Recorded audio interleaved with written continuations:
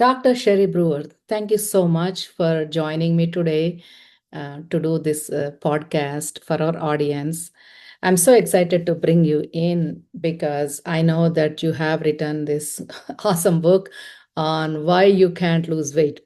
And this will be a really important conversation for our audience as well because as people know, most of our demographic is women between 40 to 70 years of age, and this is a common issue that we see every day, and this is the struggle for a lot of us women. So I really want your advice and your knowledge to be shared with them to see if we can, how if we can make a difference with their health. So, as an introduction, I want to talk about your background and really where you're coming from. So, Dr. Sherry, I know you are a double board certified physician, an MD in internal medicine and integrative medicine, and also a certified functional medicine practitioners. It's interesting that you have a little bit different background than the rest of us before you came on Yeah. as a chemical engineer. So you have that logical brain of systems thinking approach to complex health challenges. And you are the founder of Body by Alchemy. So you'll have to tell me more, maybe what that is. And of course, the author of Why You Can't Lose Weight. This book has recently come out on Amazon. Guys, we're going to leave the link for that book below this podcast, but feel free to check out her website and also buy the books as she's going to talk more on what's in there. I know the great thing about this book and how it's different is that I think you're combining biochemistry, quantum biology, and also root cause medicine to help professional women overcome this weight loss resistance. Yeah. Uh, I love your mission, Dr. Brewer, and I totally agree with you about empowering women to restore their metabolism, reclaim their energy, and achieve sustainable health by addressing the gut, hormones, toxins, stress, and inflammation. These are all they're all multiple factors that need to be addressed for women to really have that sustainable long-term weight loss. I'm totally on board with all of that. So I will stop talking now. And Dr. Dr. Brewer, and I'll say Sherry because I know we're friends, Yes. and we have a common theme with the Arizona Integrative Medicine, Dr. Andrew Weil's program. I know we both trained there. So, what inspired you, Sherry, to write this book, Why You Can't Lose Weight, and talk about your own experience and how did it bring on to write this book? So, in med school, we're not taught anything about nutrition.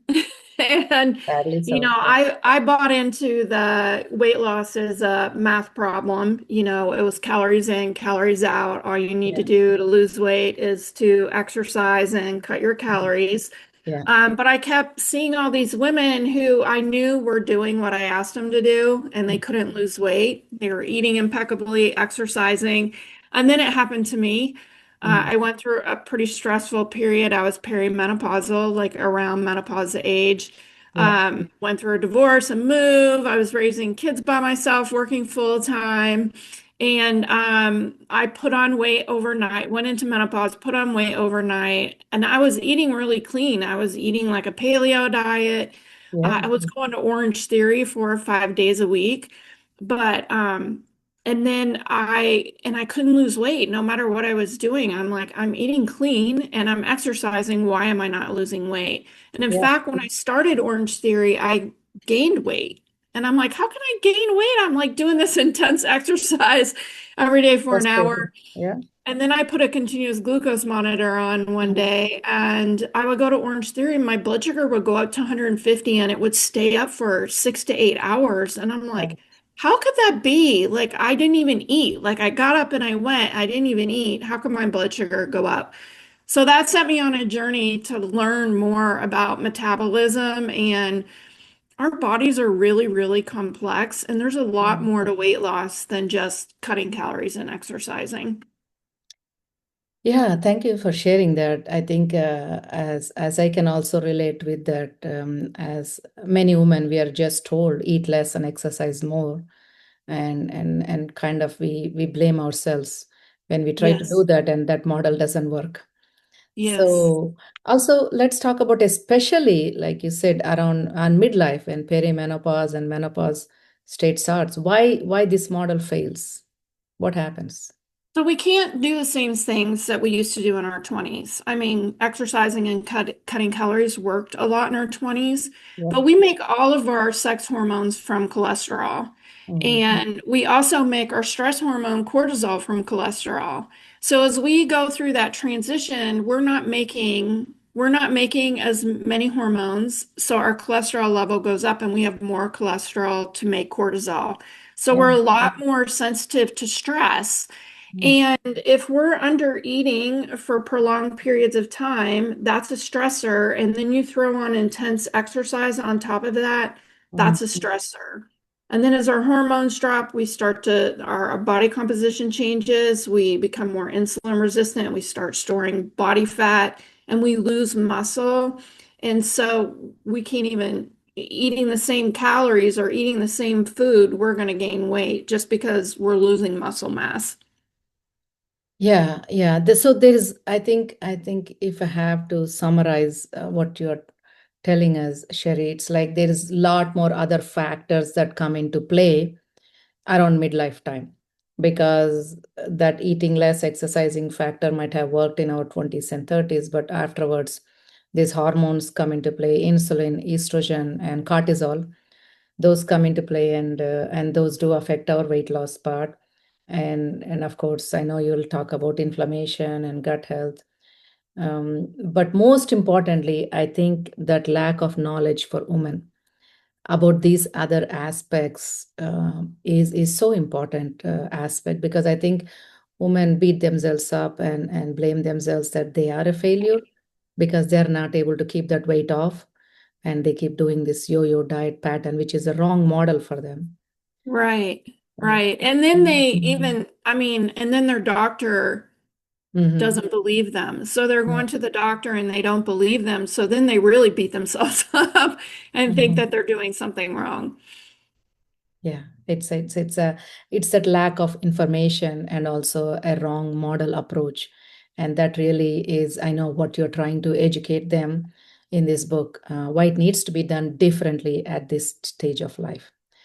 One interesting thing I think you wrote in your book is that you said weight gain can be protective. What does the body think it's protecting us from?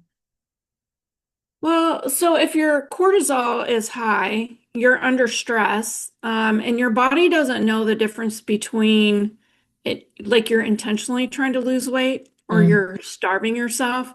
mm, So, like for me, I was getting up at 4:30 in the morning to go to a 5 o'clock class, so I was underslept. I didn't sleep enough. yeah. I didn't eat. And then I went and did this intense exercise. And so the body doesn't know that I'm trying to lose weight. It notices a perceived stress. Mm, So when you're under stress, it wants to conserve energy so it can get away, if a lion is chasing. And so it's going to slow everything down and store calories. It's going to store the fat.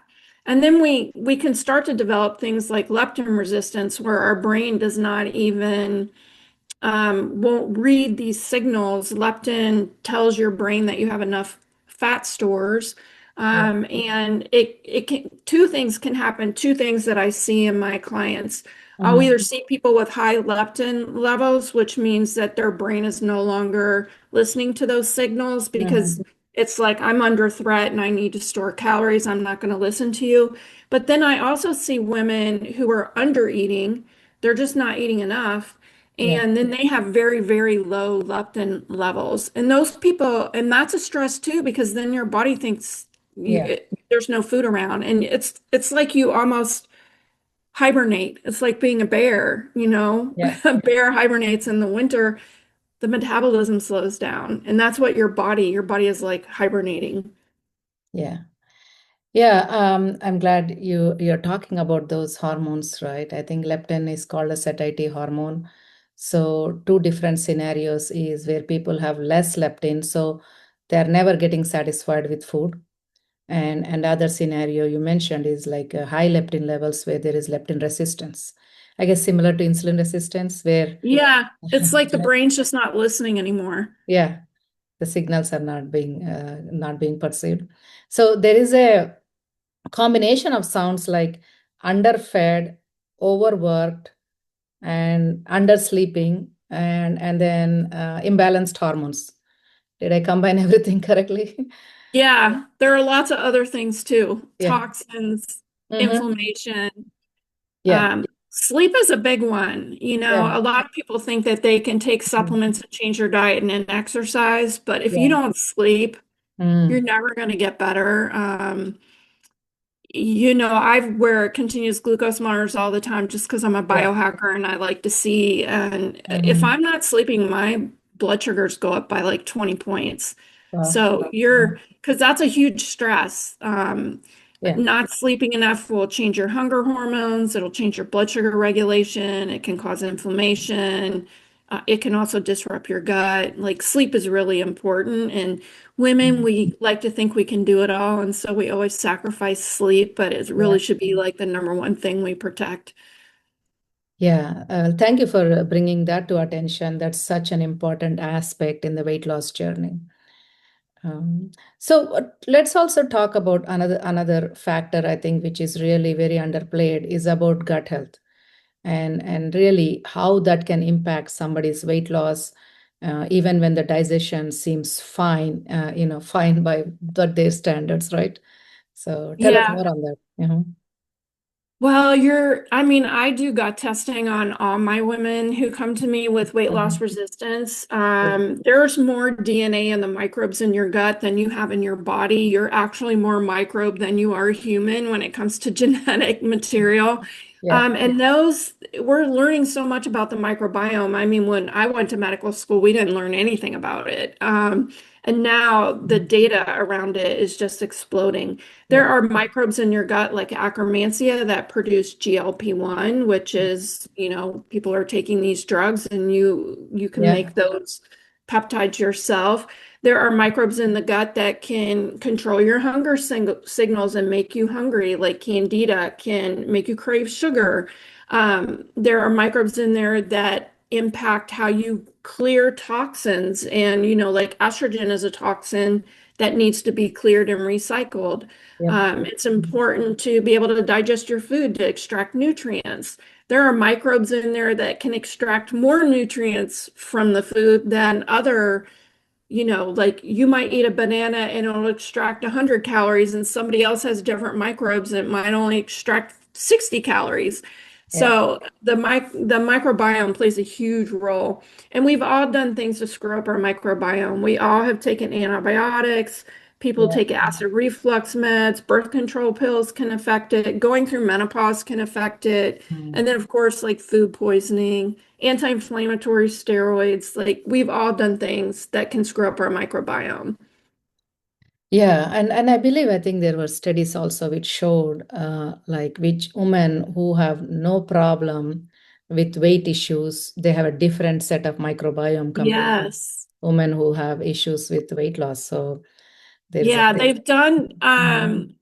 you know, people that get C. diff colitis, sometimes they Yeah. have to get a stool transplant to correct that. And they've seen like if they give a stool transplant using stool from somebody who's obese, you can make that person obese. Yeah. Or if you give it from someone who's thin, you can make that person thin. So the microbes play a huge role in your weight loss journey. Yeah, and it's very under-recognized. So if somebody is stuck in this metabolic survival mode, what would be some of the common signs? How can they recognize that?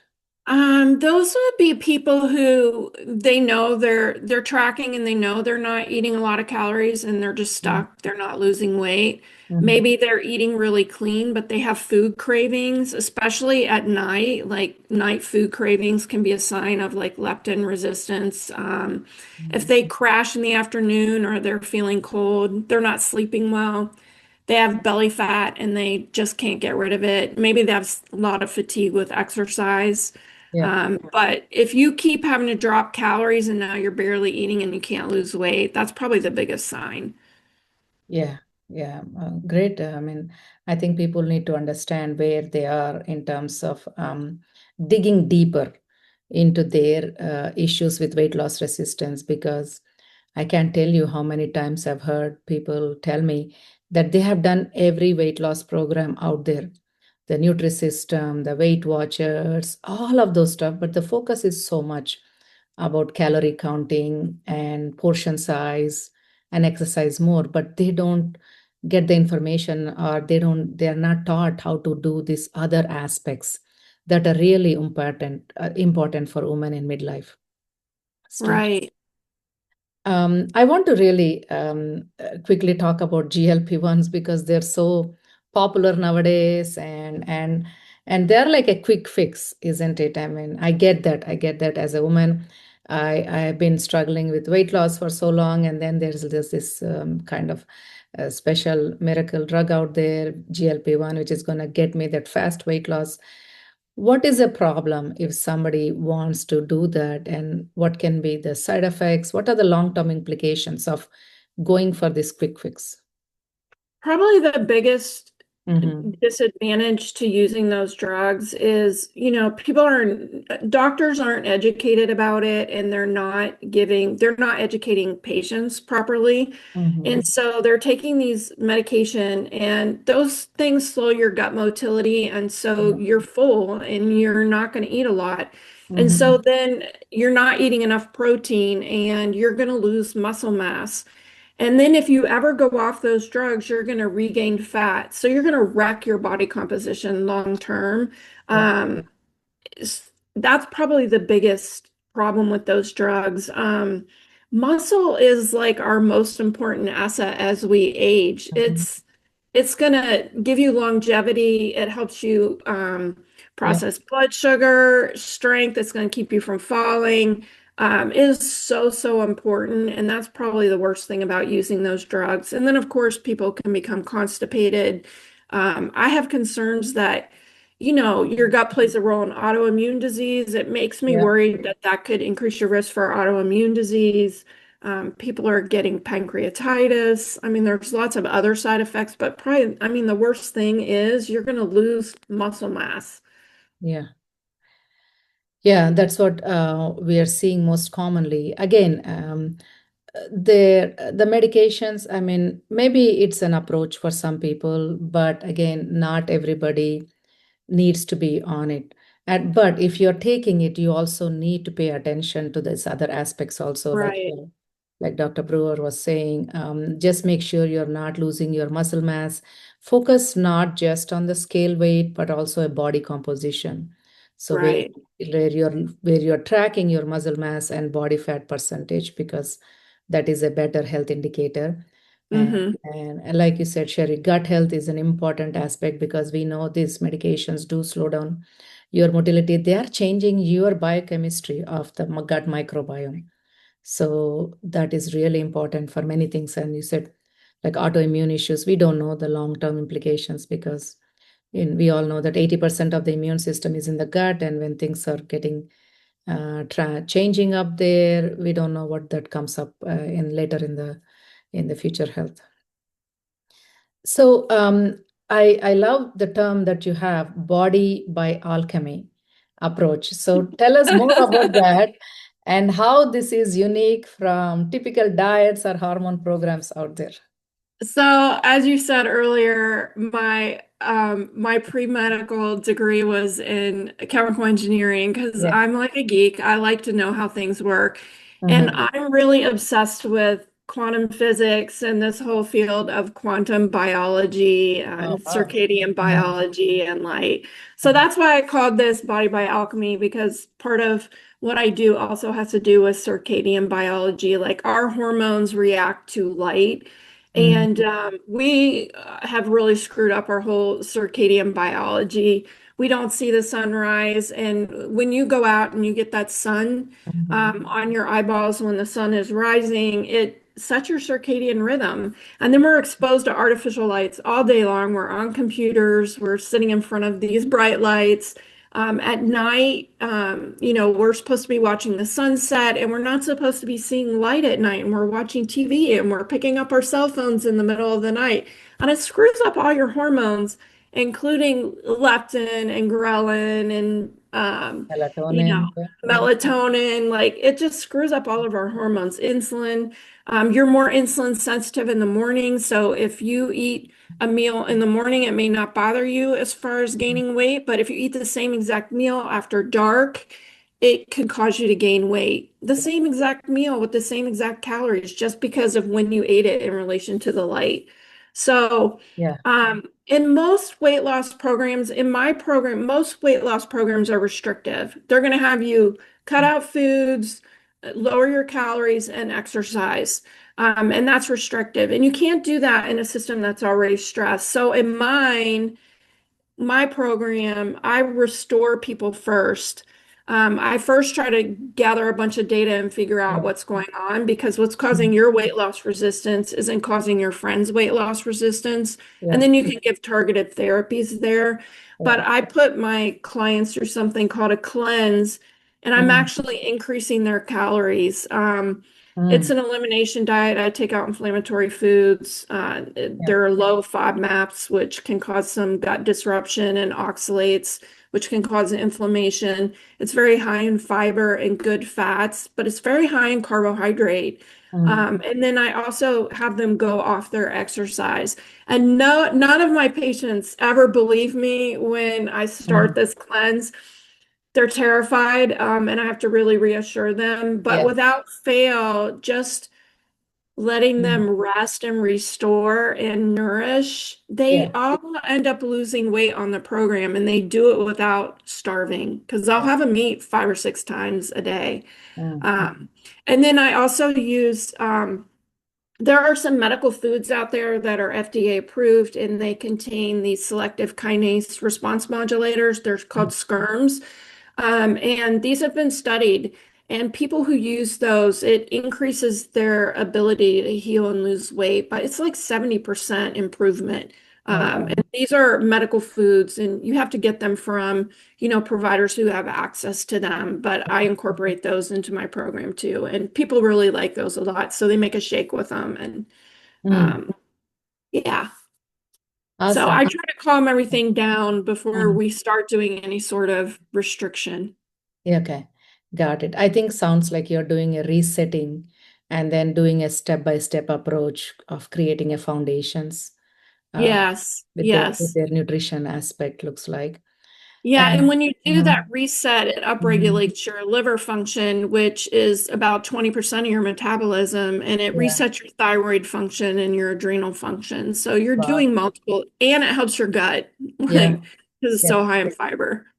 Yeah, yeah, awesome. So I guess but not guessing, but I see that this is like a proven method that you have used with all this of your clients, and they are seeing the response when you do it this way, like a systematic, logical approach on really how to do this weight loss compared to just cutting down calories and exercising more. So yeah. Yep. Let's talk about the lab part, isn't it? I think a lot of times women are told, "Oh, your labs look okay," and then they're wondering, "Why am I still feeling exhausted, and weight is not budging, and why do I still feel this bad?" So, what is happening? Why is there a discrepancy this way? Even though they have normal labs, they don't feel normal. And in terms of testing too, what do you incorporate for these people? How do you do it? Great questions. Well, there's two things wrong with the way we do lab testing conventionally. Mhm. First has to do with the lab ranges. The Mhm. way the labs develop their ranges is they go out and they test the population Yeah. and they say 95% of people fall between these numbers, and so this is Mhm. normal, and anyone who falls outside is abnormal. And we know that 83%, 90% of our population has metabolic dysfunction. So we're setting these lab ranges based on sick people. Yeah. The other thing is the Mm. lab companies are way behind in setting these lab ranges. And so one common one is, a TSH, a thyroid stimulating hormone. Most of the lab ranges go from 0 to 4.5 or 5. But Yeah. even the American College of Endocrinology says that a normal TSH is less than 3. Mm. So the lab companies, the reported ranges are not even within what the guidelines are set. Mm. Um, and so your primary care doctor is not reading the endocrinology journals and they don't know that that is a guideline. And so they're just going by what they trust the lab, whatever the Yeah. lab is putting on there. Then Mm. the other problem is your doctor is not testing a full range of, a full range of labs. They're not looking at the full picture. So when they look at thyroid function, Yeah. they're taught to check just a TSH and maybe the lab throws a T4 on there. Yeah. We in functional medicine do more comprehensive testing. So we're going to look at a TSH, a free T4, a free T3. So T4 gets converted to T3 and it's T3 that binds to every single cell in the body. So you Mhm. can have a normal TSH and a normal T4, and you can have poor conversion Yeah. to T3 and have all the symptoms of hypothyroidism, but your lab looks normal. And then we Yeah. also will check a reverse T3. Reverse T3 goes up if you're under stress or you have an Mm. infection, and it will get onto the thyroid receptors and block it. So it's slowing everything down because if you're under stress, you want your metabolism to slow down. Mm. So we look at that. And then we also like to look at thyroid antibodies because Yeah. Hashimoto's is the most common cause of an underactive thyroid, Mm. and those antibodies will go up before you see abnormal TSH levels. Yeah. And people with Hashimoto's often have it for 10 years before they get diagnosed. So Yeah. we're looking at full panels. So I like to look at full panels of thyroid. I do comprehensive blood sugar testing, so I'm going to look at Mm. fasting glucose, hemoglobin A1C, but I'm also going to look at fasting insulin Mm. because you can have normal glucose and A1C. Your blood sugars can look beautiful, but your insulin levels, if they're high, that tells me you're developing insulin resistance. There's a calculation you can do called HOMA-IR, and you can see if somebody Yeah. has insulin resistance, but you need an insulin level. We do standard, blood count, comprehensive metabolic panel. We'll look at hormone profiles, progesterone, estrogen, testosterone, sex Yeah. hormone binding globulin. And then we look at more extensive lipid panels, looking at particle size.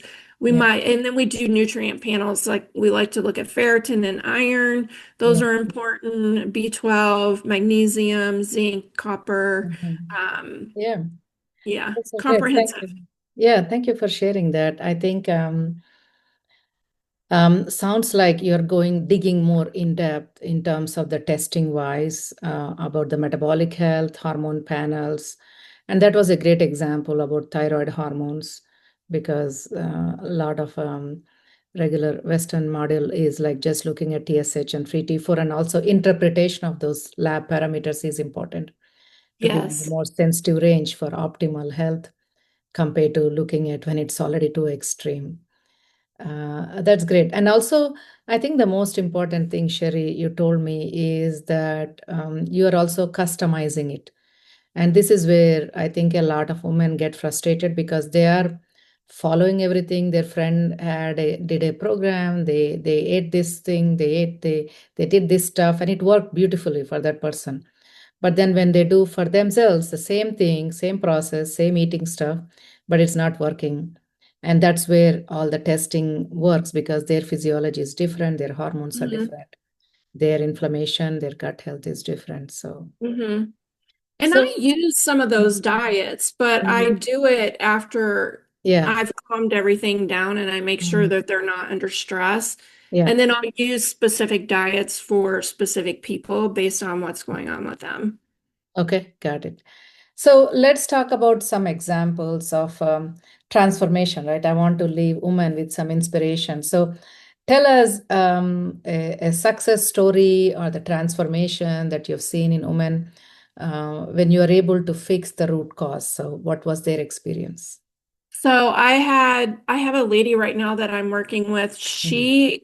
She the same thing. She was militantly counting her calories. She was hardly eating for Mhm. years. She was doing this for years and years on end, Mhm. exercising an hour every day. Would go to her doctor. They didn't believe her. She was really frustrated. They tell her to cut her calories more. She's probably eating 900 calories a day. Yeah, She even went on a GLP-1 for a year and didn't lose a pound. yeah, And so mhm. she pretty much had given up. She was in menopause. Yeah. She has a very, very stressful job, high stress job, causes a lot of stress for her. So Mhm. I put her through my cleanse and she lost 10 pounds. She couldn't believe it because I doubled Uh-huh. her calories. I had her stop exercising.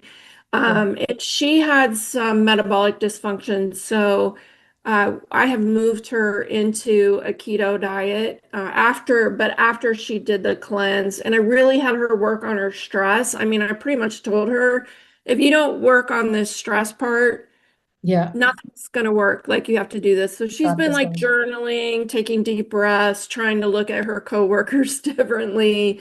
Um, Yeah. and we've been doing a little round of keto, and we're starting to integrate a little bit of fasting in there with Mm. it. But Yeah. we did that after we calmed her system down, and she's lost another 9 pounds. So she's ecstatic because she's been trying to do probably 3 or 4 years. She's been trying to lose weight and hasn't been able to lose a pound. Mm. Awesome. Very, very nice. Great story there. And how, if the approach is changed differently, people can have success. Hmm. I'll also share about a client with the GLP-1s, especially.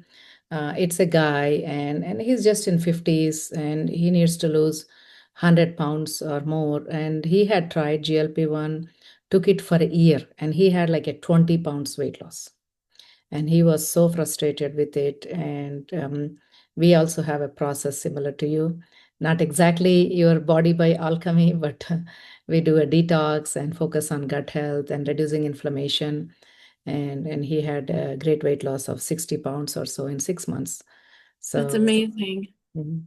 So, yeah, like you said, when we shift the focus to these other aspects of which are not about deprivation, which are not about exercising more, but combining all of these other aspects of wellness and creating a personalized approach, there's a lot more success that comes from there. Hmm. So I want to just briefly touch upon this another aspect also that can cause weight loss, resistance, and frustration for women. Can we talk a little bit about toxins and what is their impact on the adiposity and the body weight issues? Yes, so a lot of toxins in our environment, well, first of all, they can cause inflammation, Mhm. but we store most of them in our fat. Mhm. Um, and a lot of the toxins in our environment look like estrogen to the body. And so they can cause some dysregulation of our hormones because your body thinks you're being exposed to all this estrogen. And you can become estrogen dominant from too many toxins, and it can cause weight gain in your hips and your thighs. Um, and yeah, and our environment is just so polluted. It's just Mhm. polluted with toxins. They can also disrupt your microbiome. We're starting to hear more about microplastics. Like Yeah. I like try to avoid those, and I'm like, all of our food is covered in Mhm. plastic. I mean, you can Mhm. hardly get food at the grocery store that is not exposed to plastic. And those are causing inflammation and issues. And you have to detox those things through your gut. So if your liver's Yeah. not working well and your gut isn't healthy, you can't get rid of those. And then, like, I was having some detox issues, and every time I would try to fast, I would get sick. Mm. It was because every time I would lose that fat, I wasn't Yeah. able to detoxify, and then I would get a lot of brain fog. And like, Mhm. there's a diet program out there doctors like to use. It's called Prolon. It's a fasting mimicking Um, diet, so it mimics a 5-day water fast, only you have some soups and things. And I could never do it. I would get really sick. Like my heart rate variability would drop. I wouldn't be able mm, to sleep. I get all this brain fog. And it was mm, just because my detoxification pathways were not open. I wasn't mm. ready to Yeah, lose fat. So sometimes women get sick when they start losing fat, and it's because those toxins are being released. So it's really important to make sure that you can detox and that your liver is upregulated and working well in order to remove those as you lose weight, because yeah, most of us are going to have toxins in our fat cells. exactly, right. And especially this is also women going through the midlife stuff, and they say that we all our the skincare products, like I think Yes. before a woman leaves the house, they already are exposed to 200 chemicals, I think, Yes, is what I yes. read somewhere. Yeah, I So tell my patients if you wouldn't eat it, don't put it on your skin. yeah, no, yeah, that's an easy way to remember for sure. And that should be also an aspect, as women are looking for help with weight loss, and if you're not getting the weight loss that you need, or you're not able to maintain that weight loss, looking at toxins and also drainage pathways, liver health, gut health, doing a detox, that is the importance of having that. This is where a holistic approach, the functional and integrative medicine approach, where we are thinking outside the box, and also looking at a whole comprehensive system, Yes. not just a pharmaceutical. This is where basically Yes. education and expertise helps. So I always like to leave some tips for the audience, Sherry. So for any woman out there who's struggling with weight loss, and based on your methods, or from your approach, what would be the top three action steps that they can start today, or they can do on their own? Well, some simple things is, I mean, prioritize sleep. I Yeah. mean, that has to be number one. That's something you can do for free. Yep. Work on your stress. Like those are really important. And then you need to work with someone who's going to look at all these different body systems and or try to figure out what is going on, like what Mhm. is out of balance.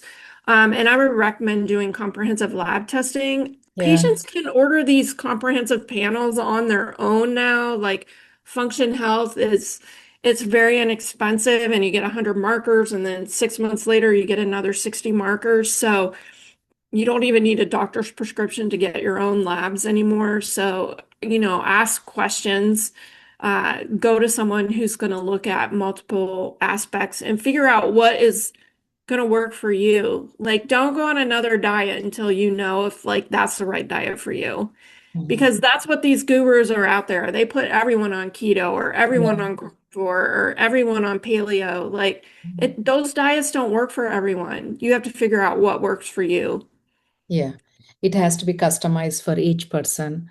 And I know there is so much knowledge out there, and people are doing their own testing. But what we have noticed in our practice is, because sometimes they are not able to understand what that means, and sometimes it can create some unnecessary fear too. So I think that's where getting guidance from somebody who has experience and training also will matter. And Yes. definitely people need to buy your book, so that they can also get more education on their own, and also implement some of these things to get started. And of course, guys, if you're looking for a more in-depth approach and more hand-holding and one-on-one help from Dr. Sherry Brewer, do reach out to her through her website. We'll post all the links on how to buy her book on Amazon, and also how to reach out to her if you are looking for more help with weight loss. Thank you so much, Sherry, for joining me today. Then we'll keep the links for the audience to reach out to you if they're looking for more information. Thank you. Thank you for having me. You're welcome.